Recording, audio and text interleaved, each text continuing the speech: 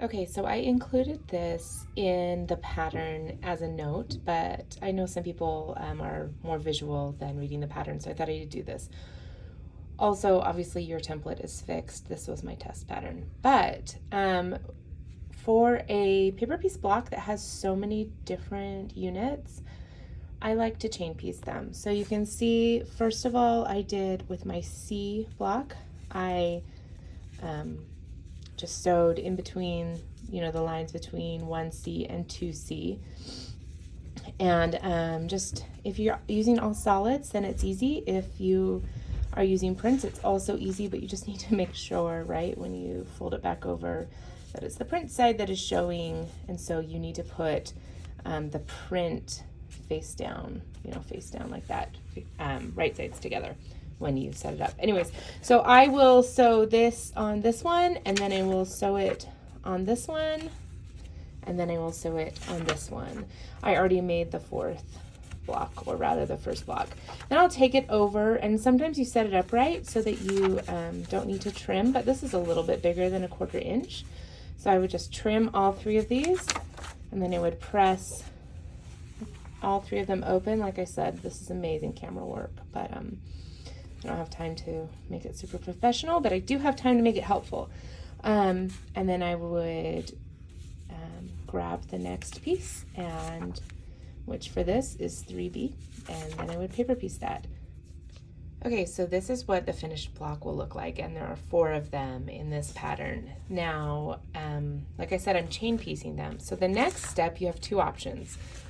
The first one is that you can kind of fold on that line in between 2A and 3A, and then trim it so you have kind of a guide for where to put your fabric. And then you would line that up kind of right there. Then you would take it over to your machine and sew on that line between 2A and 3A. I wanted to point out that in most of our other patterns, we sew, all the way into the seam allowance, and you would continue to do that here, but you would stop right at this point. You don't continue sewing like into 5A. Just wanted to make sure everyone knew that.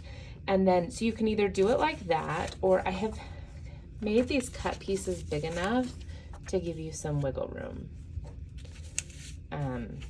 So then you could just I can't do all of this at the same time, but you would figure out where it is, and you would put the fabric on, and then you would turn it over, and you would sew on that line. This is kind of our first paper piece block with a little bit of a different angle. It's not quite as straightforward because there are things going in both directions. So I just made the cut piece a little bit bigger than you will probably need. If you prefer them smaller, then just cut a single one and see if it works for you. If you want to make it smaller, and then cut all the rest of them smaller. As you were piecing this block, I just wanted to show you one thing. As you can see right here, I'm going to pick up the block so you can see.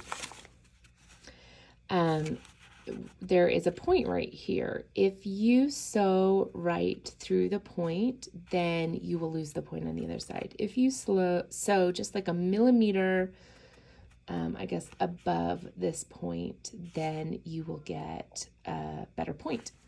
Okay, so I wanted to share something about how paper piecing pattern works. If you look at this segment, you will see that some of the points are really crisp, and there's at least one, that top one, that I sewed the white triangle a little bit through the point. So if we turn that around, you can see that where this comes together in a point, if you sew right through that point, you are going to lose the point on the other side. But if you sew just right above it, then you will have a crisp point.